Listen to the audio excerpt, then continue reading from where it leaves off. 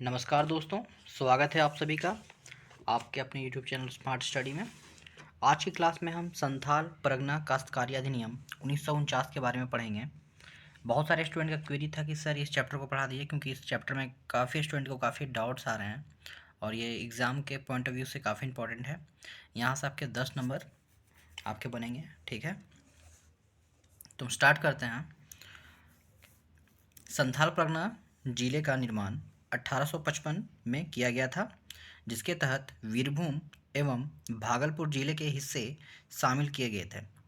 इस क्षेत्र का पुराना नाम जंगलतरी ट्रैक है, ठीक है। इस क्षेत्र के भूभाग में मुख्यतः जनजातीय समुदाय निवास करते थे। जंगलतरी ट्रैक को ही दामिने को एवं नरीखंड कहा जाता है, ठीक है। मतलब जो संथाल परगना का जो क्षेत्र था, इसी को क्या बोलते हैं? दामिने कोह बोलते हैं, या फिर नरीखंड इसको बोला जाता है।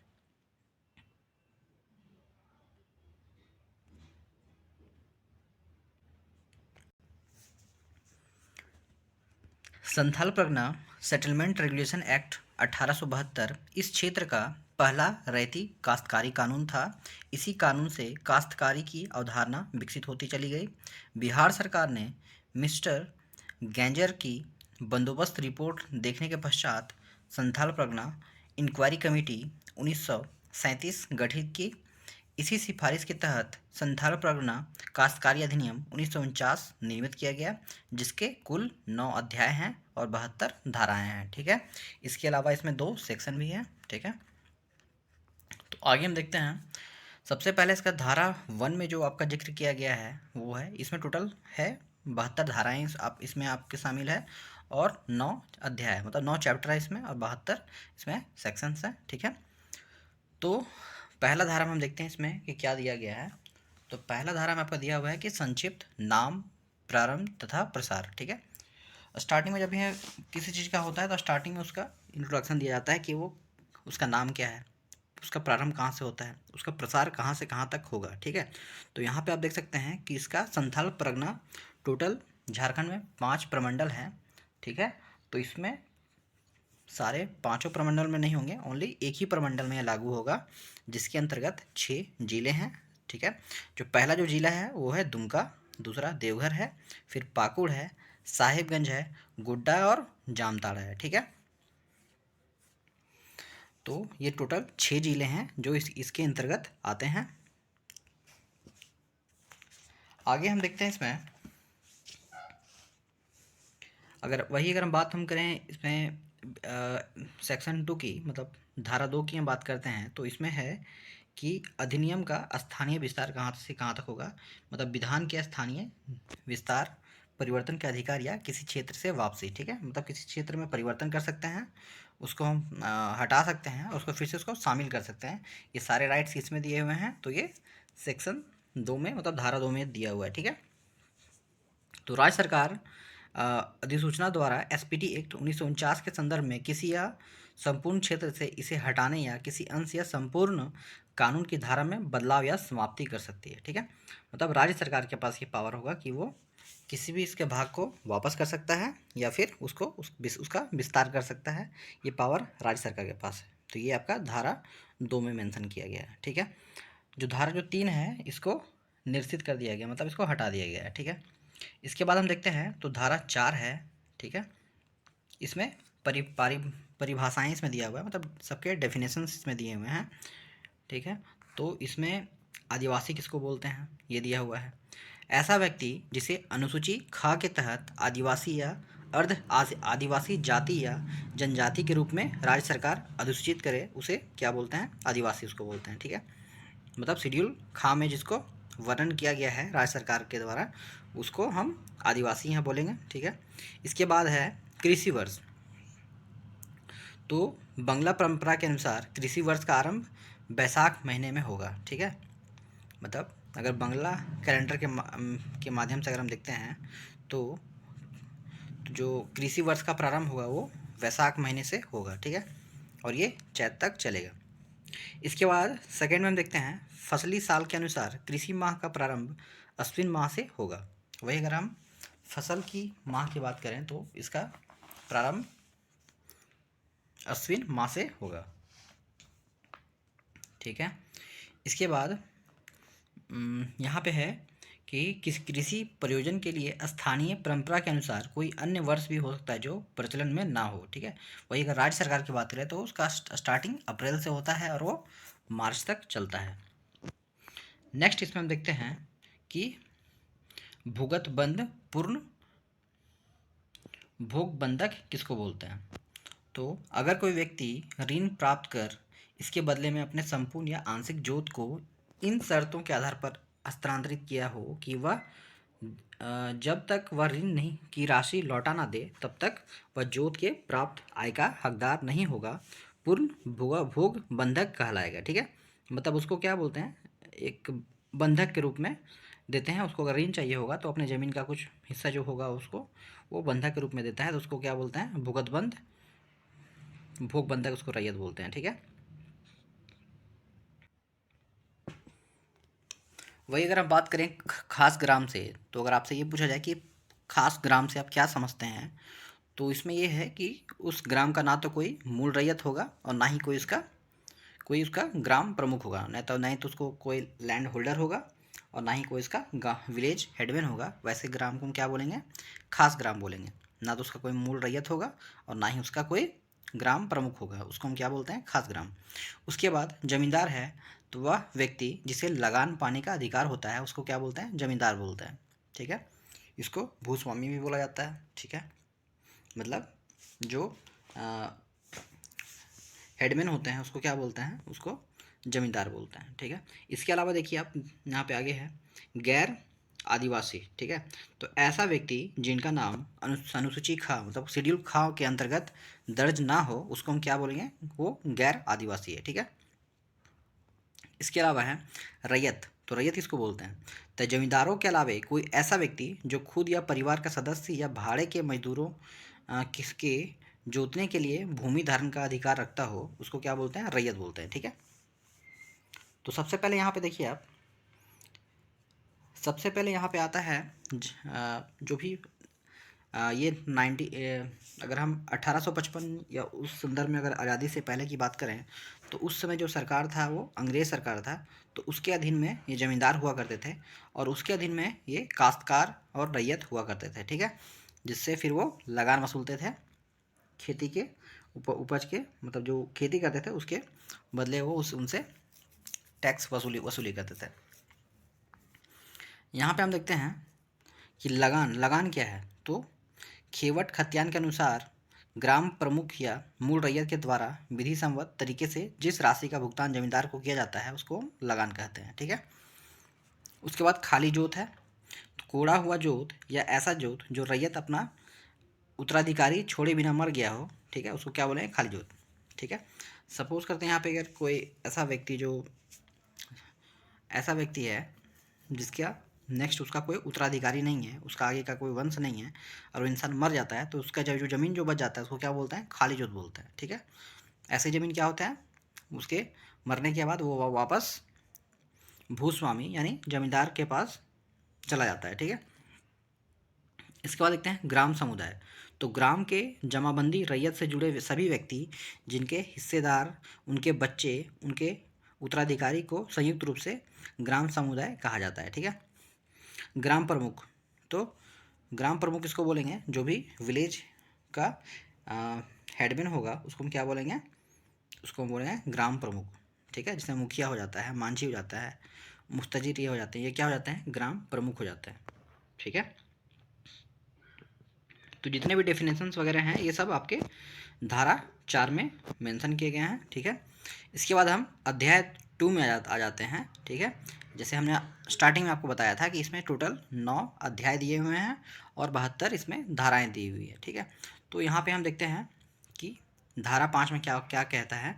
तो धारा 5 में है कि ग्राम प्रधान की नियुक्ति। ठीक है। मतलब अपॉइंटमेंट ऑफ विलेज हेडमैन। ठीक है। मतलब किसी जो गाँव होगा उसका विलेज का जो ग्राम प्रधान की नियुक्ति कैसे होगी उसके बारे में दिया हुआ है। ठीक है। तो इसमें यह है कि रैयत या जमींदार के आवेदन पत्र देने पर ग्राम के जमाबंदी रैयतों में से कम 2/3, ठीक है, मतलब 2/3 लोगों की सहमति होगी तभी सहमति होगी तो उसकी नियुक्ति उपायुक्त करेगा, ठीक है। तो उपायुक्त के द्वारा इसकी नियुक्ति की जाएगी। इसके बाद 6 में ये है कि ग्राम प्रधान की मृत्यु का प्रतिवेदन, ठीक है। यदि किसी ग्राम जो खास नहीं है, ऐसे ग्राम के ग्राम प्रधान का निधन हो जाए तो उस गांव से संबंधित जमींदार 3 महीने के भीतर नए ग्राम प्रधान नियुक्त करेगा, करने का आवेदन उपायुक्त को देगा, ठीक है। मतलब धारा 6 में आपको ये दिया हुआ है कि अगर किसी ग्राम प्रधान की मृत्यु हो जाती है तो जमींदार जो होगा वो 3 महीने के अंदर उपायुक्त को वो लेटर मतलब आवेदन देगा और फिर उसकी मतलब उसको इन्फॉर्मेशन देगा डीसी को, ठीक है, उपायुक्त को। फिर 7 में दिया हुआ है कि ग्राम प्रधान का कबूलियत का लिखा जाना और जमानत देना, ठीक है। मतलब ग्राम प्रधान की नियुक्ति के पश्चात इन्हें एक पट्टा दिया जाएगा, ठीक है। तो 6 में हमने क्या देखा कि अगर ग्राम प्रधान की मृत्यु हो जाती है तो उसका आवेदन जमींदार डीसी साहब को देंगे, उसके बाद वो नई नियुक्ति करेंगे, ठीक है। तो इसमें है कि ग्राम प्रधान का कबूलियत का लिखा जाना और जमानत देना। तो इसमें है कि जो भी पट्टा वगैरह और शपथ वगैरह जो दिलाना होगा कि वो कैसे अपने कर्तव्य का निर्वहन करेगा, तो ये आपका धारा 7 में दिया हुआ है, ठीक है।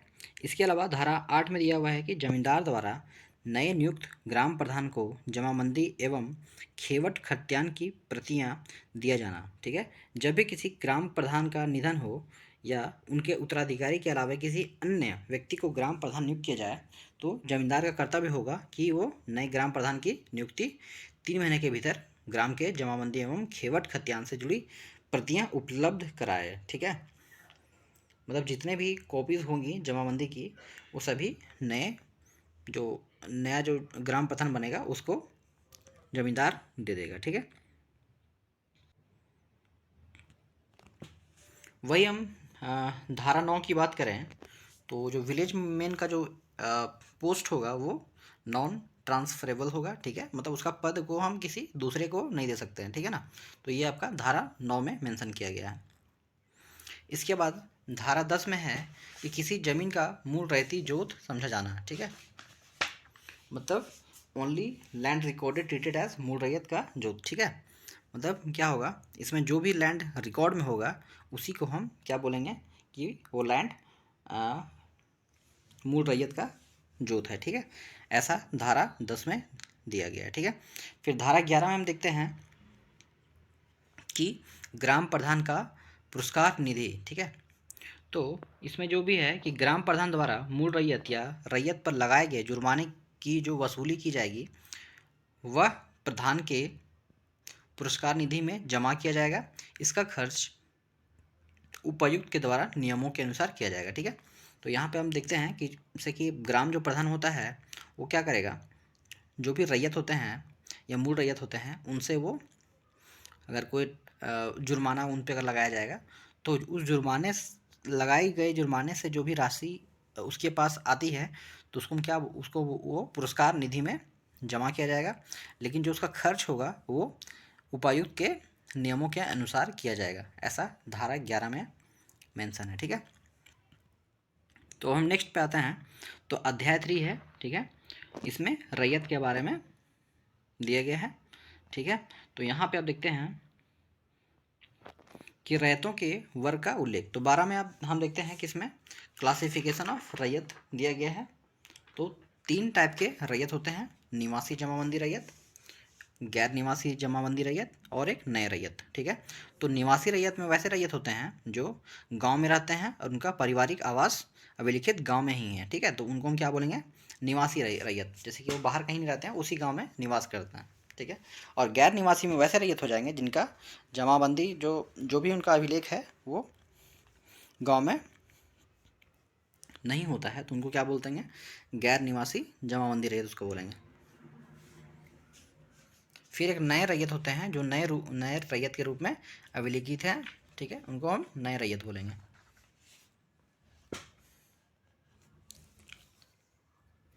इसके अलावा धारा 13 हम देखते हैं तो रैयतों के भूमि उपयोग संबंधित अधिकार, ठीक है। मतलब रैयत का मतलब कैसा उनका ज़मीन का उपयोग करने का जो भी अधिकार वगैरह उसमें दिया हुआ है वो सभी उसके धारा 13 में दिए हुए हैं, ठीक है।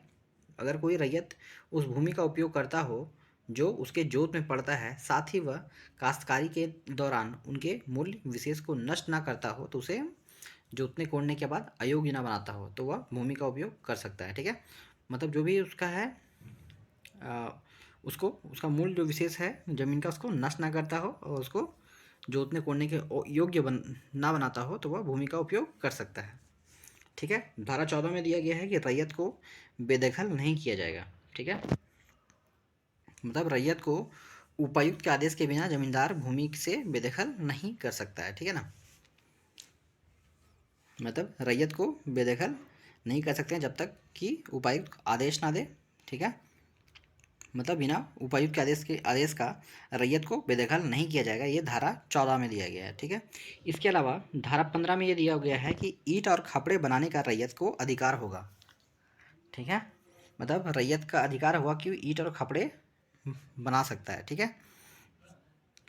इसके लिए अपने परिवार के कृषि या भवन प्रयोजन हेतु बिना कोई शुल्क या कर भार के अपनी भूमि पर ईंट या खपड़े का निर्माण कर सकता है, ठीक है। तो ये धारा 15 में दिया हुआ है कि वो रेत चाहे तो वो अपना ईंट और खपड़े बनाने का अधिकार उसको है। इसके बाद 16 में देखते हैं हम, तो रैयत को अपनी जोत में बांध निर्माण, मत्स्य पालन या अन्य उत्पादन का अधिकार होगा। इस धारा के अनुसार निम्न विषय समाहित किए गए हैं। जैसे इसमें है कि आप 16 में जब हम देखते हैं तो इसमें है कि वो रैयत को अपनी जोत में बांध बना सकता है, ठीक है, मत्स्य पालन कर सकता है और अन्य उत्पादन का भी अधिकार होगा, ये धारा 16 में दिया हुआ है, ठीक है ना। इसके बाद हम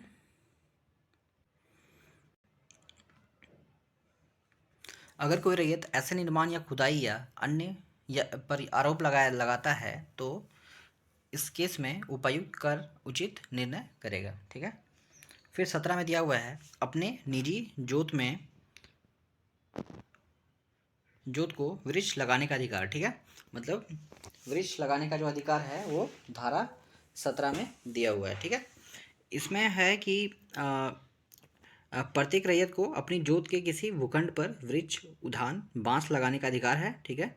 साथ ही वह उसे काट सकता है एवं उपयोग भी कर सकता है, ठीक है। इसके अलावा फल फूल जैसे उत्पाद का उपभोग भी वो कर सकता है और रेशम कीट पालन एवं लाह उत्पादन भी वो कर सकता है। साथ ही साथ वह महुआ का वृक्ष लगाया जा सकता है, ठीक है। अगर अगर रैयत को अपने भूजोत पर महुआ का वृक्ष लगाया है तो अनुमंडल पदाधिकारी के अनुमति के बिना फिर उसको वो काट नहीं सकता है, ठीक है। मतलब उसको महुआ का वृक्ष काटने के लिए उसको अनुमंडल पदाधिकारी का आदेश लेना उसके लिए अनिवार्य होगा, ठीक है। इसके अलावा धारा 18 हम देखते हैं तो रैयत को भवन निर्माण का अधिकार, ठीक है।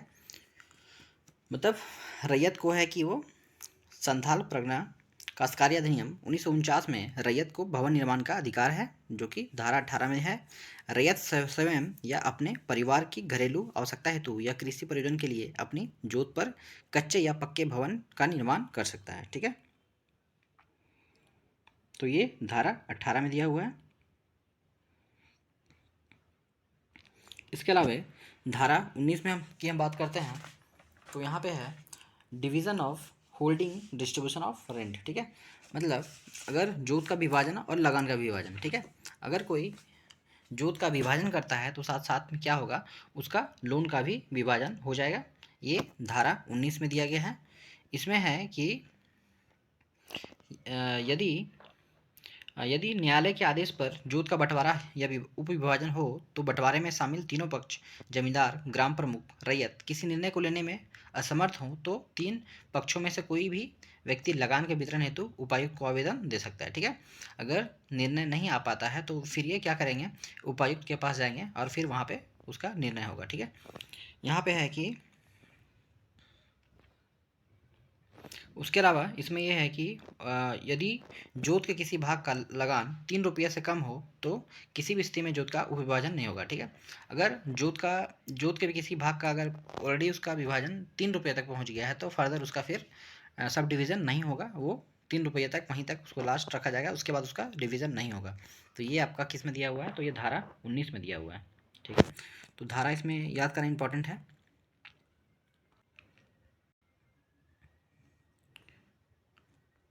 धारा 20 में हम देखते हैं, तो धारा 20 में है कि जो रैयत के अधिकार का हस्तांतरण, ठीक है, मतलब रैयत का अधिकार का कैसे हस्तांतरण किया जाएगा वो धारा 20 में दिया हुआ है, ठीक है।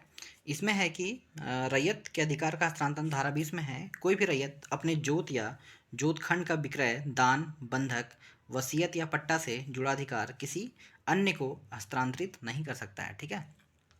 मतलब किसी को ट्रांसफ़र कोई भी रैयत जो है अपने जोतखंड का हस्तांतरण नहीं कर सकता है, और कोई भी रैयत उपायुक्त के पूर्व अनुमति लेकर अपने अनुमंडल के भीतर 1 वर्ष के लिए पट्टा पर भूमि दे सकता है, ठीक है, मतलब लीज पर वो दे सकता है, ठीक है। संथाली विधान के अनुसार अगर कोई रैयत अपनी बहन या पुत्री का जोत या जोतखंड दान देता है तो उपायुक्त की पूर्व अनुमति से रैयत दान स्वीकार कर सकता है, ठीक है। मतलब अगर दान देना चाहेगा तो उसमें फिर क्या है, उपायुक्त की अनुमति अनिवार्य होगी, वो बहन और पुत्री को दान में दे सकता है, ठीक है। आदिवासी रैयत उपायुक्त के पूर्व लिखित अनुमति से अपने जमीन का आधा हिस्सा अपनी विधवा माँ और विधवा पत्नी को जीवन निर्वाह हेतु वो दे सकता है, ठीक है। ये भी किस में है, ये धारा 20 में दिया हुआ है, ठीक है। उसके अलावा किसी आदिवासी रैयत की भूमि या उसका भूखंड का हस्तांतरण सिर्फ उसी अनुमंडल, परगना या तालुक में रहने वाले आदिवासी कृषक रैयत को हस्तांतरित कर सकता है, ठीक है। मतलब वो उसी तालुक में, उसी अनुमंडल और परगना के अंदर होना चाहिए, ठीक है। उससे बाहर वाले को वो क्या होगा, हस्तांतरण उसका मान्य नहीं होगा, खारिज कर दिया जाएगा। मतलब वो उस भूखंड के अंदर ही आना चाहिए, तभी वो उसका वो ट्रांसफ़र कर सकता है, ठीक है, दान कर सकता है।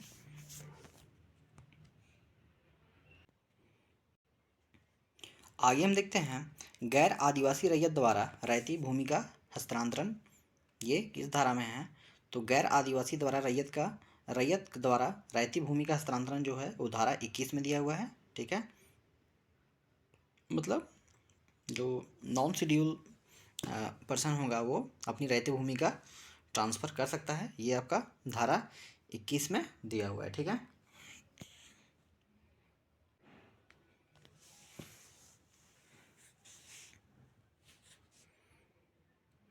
ये जो ट्रांसफ़र जो होगा वो राज्य सरकार द्वारा स्थापित भूमि बंधक रखने वाले बैंक को दे सकता है, उपायुक्त द्वारा स्वीकृत किसी अनाज गोला को दे सकता है, बिहार और उड़ीसा कोऑपरेटिव सोसाइटी एक्ट 1935 के अनुसार निबंधित सोसाइटी को या फिर संताल प्रणाली के किसी रैयत को दे सकता है, ठीक है। ये जो ट्रांसफ़र होगा वो मैक्सिमम 6 वर्ष के लिए होगा, ठीक है। इसके बाद क्या होगा, इसको फिर ये वापस ज़मीन को फिर से वो वापस करना होगा, ठीक है। अगर वो वापस नहीं करता है, बंधक की समाप्ति के बाद भी अगर कोई बंधकार रैयत की भूमि को कब्जे पर बना रहता है तो इस केस में क्या होगा, 3 माह का कारावास है और 500 रुपये का अर्थदंड भी लगाया जा सकता है। अपराध जारी रखने की स्थिति में 10 रुपये तक का अधिकतम अर्थदंड दैनिक भी लगाया जा सकता है, ठीक है। मतलब 3 माह से 500 रुपये तक तो दंड उसमें लगाया ही जाएगा, साथ ही साथ प्रत्येक दिन के अनुसार 10 रुपये का भी दंड इसमें लगाया जाएगा, ठीक है। धारा 22 में हम देखते हैं, तो यहाँ पे है कि रैयत द्वारा न्यास पर कृषि के लिए अस्थायी रूप से अपना क्षेत्र दिया जाना, ठीक है। मतलब यहाँ पे है कि अगर टेम्प्ररी होल्डिंग फॉर कल्टीवेशन के लिए अगर हम देना चाहते हैं रेंट के लिए तो ये हम दे सकते हैं, तो ये धारा 22 में दिया गया है। तो गांव से रैयत की अस्थायी अनुपस्थिति या फिर रैयत की बीमारी या शारीरिक अक्षमता के, और 21 केस में दे सकते हैं हम, तो यहाँ पे परिस्थितियाँ दिया गया है। तो गांव से रैयत की अस्थायी अनुपस्थिति, रैयत की बीमारी या शारीरिक अक्षमता, रैयत के पास हल बैल की क्षति होने से कृषि संबंधित समर्थता, और रैयत के नाबालिग या विधवा होने की स्थिति में, ठीक है। मतलब ये सब कुछ पॉइंट्स दिए हुए हैं। मतलब इस केस में आप क्या कर सकते हैं, जो रैयत जो होगा वो न्यास पर कृषि के लिए अस्थायी रूप से अपना क्षेत्र दे सकता है, ठीक है, कल्टीवेशन के लिए। तो ये धारा 22 में दिया हुआ है, ठीक है। ये जो न्यास किया जाएगा, जो ट्रांसफ़र किया जाएगा टेम्पररी होल्डिंग जो की जाएगी, इसमें अगर किसी भी तरह का अगर अवधि ड्यूरेशन का अगर मेंशन नहीं किया गया हो तो वो मैक्सिमम 10 वर्ष की अवधि के बाद क्या होगा, वो जोत छोड़ देगा। ठीक है, मतलब वापस उस मूल रैयत के पास चला जाएगा। ठीक है, ये आपका धारा 22 में मेंशन किया गया है। ठीक है, इसके बाद हम देखते हैं धारा 23 में दिया हुआ है कि एक्सचेंज ऑफ रैयती लैंड। ठीक है, मतलब जो भी रैयती लैंड होगा उसका क्या करेंगे, विनिमय जो होगा वो धारा 23 के अकॉर्डिंग होगा। तो इसमें दिया हुआ जो शर्त है उसको देखते हैं हम। तो बदलीन के पक्ष में बदली की जाने वाली भूमि समान मूल्य की हो। ठीक है, इसमें क्या होना चाहिए कि जो अगर हम दो ज़मीन को अगर हम बदलना चाहते हैं, दो रैयत, अगर रैयत ए है रैयत बी है, तो अगर वो दोनों अगर ज़मीन को आपस में एक्सचेंज करना चाहता है तो दोनों का क्या होना चाहिए, ज़मीन का वैल्यू सेम होना चाहिए। ठीक है, बदलेन के पक्ष में बदली गई भूमि का रैयत सापेक्ष हो। ठीक है, मतलब प्रोपोर्शनल उसका होना चाहिए। बदली की जाने वाली भूमि एक ही गांव में या पड़ोस की गांव में हो। ठीक है, मतलब पड़ोस की गांव में हो या फिर उसी गांव में हो। ठीक है, इसके अलावा है भूमि की बदली गुप्त विक्रय द्वारा ना करके पारस्परिक सुविधा के उद्देश्य से की गई हो, और इसमें निम्न प्रावधानों के अलावा उपायुक्त के बिना लिखित स्वीकृति के अलावा अगर अन्य तरीके से भूमि की बदली की गई है तो यह धारा 20 का उल्लंघन समझा जाएगा। ठीक है, और ये फिर वैलिड नहीं होगा। ठीक है, तो ये इसमें क्या होना है कि डीसी का के अनुमति के बिना, अगर लिखित के बिना अगर कोई अदर मीन्स के साथ अगर ये होता है, एक्सचेंज होता है, तो उसको वैलिड नहीं माना जाएगा। ये धारा 23 कहता है। ठीक है, फिर धारा 24 में है कि रैयती जोत की कतिपय हस्तांतरण का निबंधन। ठीक है, तो ये registry of certain transfer of raiyati holding. ठीक है, तो इसमें ये है कि जब कोई रैयत, ठीक है, जब कोई रैयत रैयती जोत या उसके किसी भूखंड की बिक्री, दान या वसीयत या बदलैन प्रक्रिया के द्वारा भूमि का हस्तांतरण किया जाता है तो उसके उत्तराधिकारी हस्तांतरित भूमि को गांव के जमींदार के यहाँ निबंधन करा सकते हैं। ठीक है, मतलब जब भी इसको हस्तांतरण करना होगा तो क्या होगा, तो उसको उसके लिए उसको जमींदार के पास जा कर के निबंधन कराना पड़ेगा, रजिस्ट्री कराना पड़ेगा। ठीक है, तो इसके अलावा इसके बाद है संथाल परगना के अंतर्गत कानूनी प्रभाव रखने वाली किसी वस्तु में या खतियान की किसी विपरीत बात के होते हुए भी जमींदार ऐसे हस्तांतरण को स्वीकृति दे सकता है। मतलब जमींदार के पास पावर इसमें है कि वो हस्तांतरण को स्वीकृति दे सकता है, ये धारा 24 कहता है। ठीक है,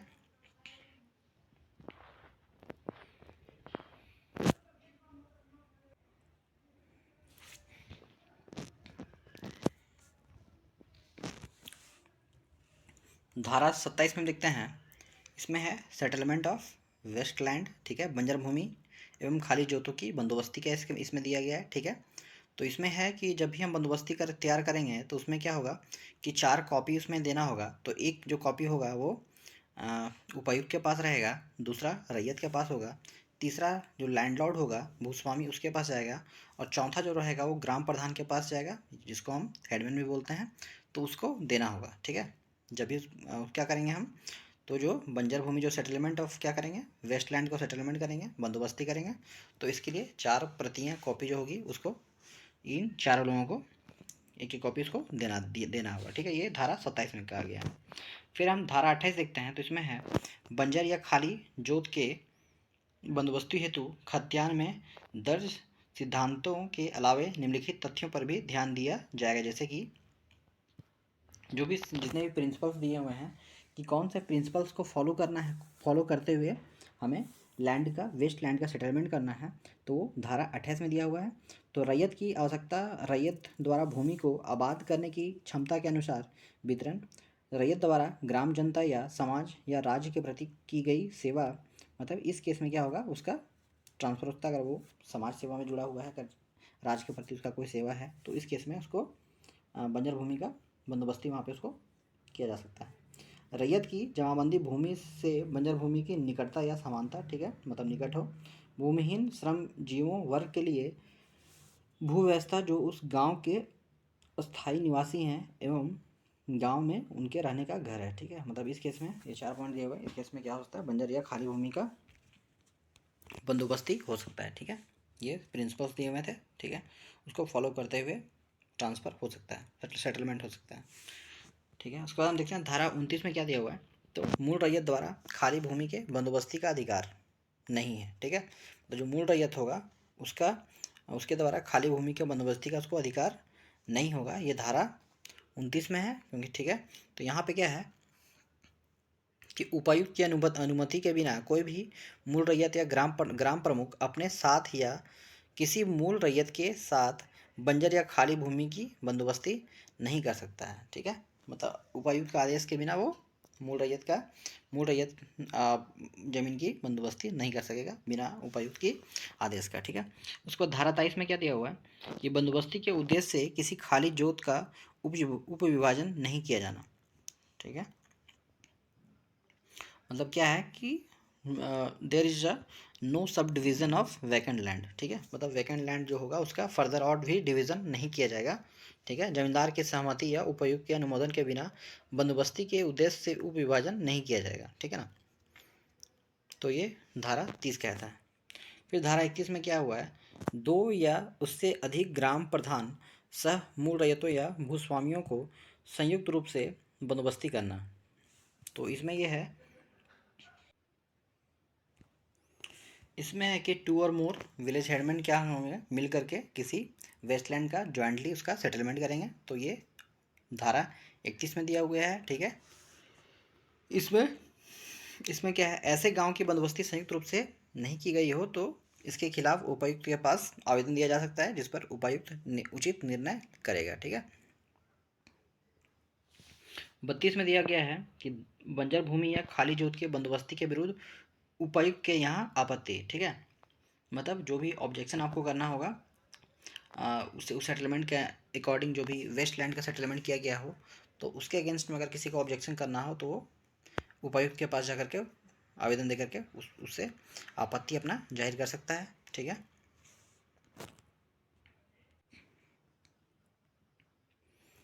धारा 33 में यह बोलता है कि बंजर भूमि की बंदोबस्ती रद्द की जाएगी यदि वह 5 वर्ष के भीतर आबाद न किया जाए, ठीक है।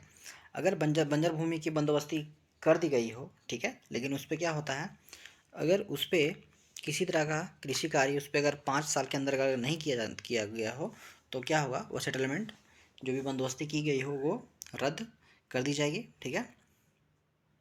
तो ये आपका धारा 33 में मेंशन किया गया है, ठीक है। इसके अलावा धारा 34 फिर हम देखते हैं। तो उपायुक्त के द्वारा बंजर भूमि को जाहिर थान शमशान के लिए अलग करना, ठीक है। मतलब क्या है कि कोई भी अगर बंजर भूमि हो तो उसको क्या करेगा, एक मतलब शमशान के लिए, कब्रिस्तान के लिए वो अलग से उसको कर सकता है, या फिर जाहिर थान मतलब होता है पूजा स्थल, और शमशान मतलब जहाँ पे शवों को जलाया जाता है, ठीक है। तो उसके लिए अलग से उपायुक्त द्वारा बंजर भूमि, जो भी बंजर पड़ी हुई भूमि है, तो उसका बंदोबस्ती वो कर सकता है शमशान घाट के लिए, जाहिर थान के लिए। तो ये धारा 34 में दिया हुआ है, ठीक है। इसके अलावा धारा 35 में है कि बंजर भूमि की बंदोबस्ती जो भी है वो वाटर रिजर्वियर, कैनल्स, जो कि इरिगेशन पर्पज़ के लिए किया जा सकता है, ठीक है। तो ये धारा 35 में दिया गया है, ठीक है।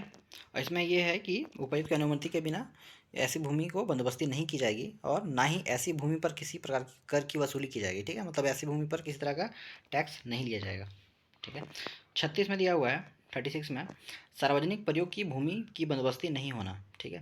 मतलब किसी भी प्रकार का जो भी पब्लिक प्रॉपर्टी होगा तो उसकी सेटलमेंट उसका नहीं किया जाएगा, ठीक है ना। तो किसी भी ग्राम के उस भूमि पर बंदोबस्ती नहीं की जाएगी जो उस गाँव की सीमा निर्धारण, शमशान, सार्वजनिक पथ, जाहिर थान या फिर शिविर स्थान के रूप में प्रयोग में लाई जा रही हो, तो वैसे स्थान में क्या होगा, उसका बंदोबस्ती नहीं किया जाएगा। तो ये धारा 36 कहता है, ठीक है। फिर धारा 37 में देखते हैं, तो रैयत को मवेशी चराने का अधिकार, ठीक है। तब गांव में सभी रैयतों को यह अधिकार हुआ कि वह चारागाह भूमि पर अपने मवेशी चरा सकते हैं, और इसका निर्धारण उपायुक्त द्वारा चिन्हित किया जाएगा, ठीक है। तो ये किस में है, तो ये आपका धारा 37 में दिया गया है। फिर धारा 38 में दिया गया है कि चारागाह भूमि की रक्षा एवं निर्माण की प्रक्रिया, ठीक है। मतलब अगर चारागाह भूमि का उसका कैसे कंजर्वेशन करना है और साथ ही साथ उसका निर्माण करना है, तो जो भी इसकी शक्ति दी गई है वो धारा 38 में दी गई है। इसमें यह भी कहा गया है कि चारागाह की जो भूमि है 5% से कम नहीं होना चाहिए, मतलब 5% मिनिमम इसका क्रिटेरिया कि उतना ही होना ही चाहिए, ठीक है। तो उससे कम नहीं होनी चाहिए। तो यह प्रावधान 38 में दिया गया है।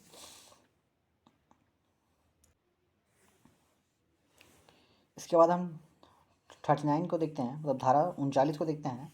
तो रैयत को अपने जोतों से भिन्न भूमि पर तालाब इत्यादि उत्खनन का अधिकार है। ठीक है, तो जो रैयत जो होंगे उनको अधिकार है कि वह अपने जोतों पर तालाब इत्यादि उत्खनन कर सकते हैं। तो ये अधिकार ये आपके 38 में 39 में दिया हुआ है। ठीक है,